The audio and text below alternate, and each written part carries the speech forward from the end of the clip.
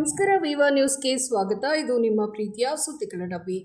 ರಾಜ್ಯದಲ್ಲಿ SIR shock, ಮತದಾರರ ಪಟ್ಟಿಯಿಂದ 84.31 ಲಕ್ಷ ಮಂದಿ ಡಿಲೀಟ್. ರಾಜ್ಯಾದ್ಯಂತ ಪ್ರಸ್ತುತ ನಡೆಯುತ್ತಿರುವ ವಿಶೇಷ ಮತದಾರರ ಪಟ್ಟಿ ಪರಿಷ್ಕರಣೆ ಪ್ರಕ್ರಿಯೆಯಲ್ಲಿ ಸುಮಾರು 15% ಬರೋಬ್ಬರಿ ಅಂದರೆ 84.31 ಲಕ್ಷದ 612 ಮತದಾರರನ್ನ ಮೊದಲ ಕರಡು ಮತದಾರರ ಪಟ್ಟಿಯಿಂದ ಹೊರಗಿಡಲು ಗುರುತಿಸಲಾಗಿದೆ. ಈ ಕುರಿತು ಇಂದು ನಡೆದ ಸುದ್ದಿಗೋಷ್ಠಿಯಲ್ಲಿ ರಾಜ್ಯ ಮುಖ್ಯ ಚುನಾವಣಾಧಿಕಾರಿ ಅನೂಪ್ ಕುಮಾರ್ ಮಾಹಿತಿಯನ್ನು ಹಂಚಿಕೊಂಡಿದ್ದಾರೆ.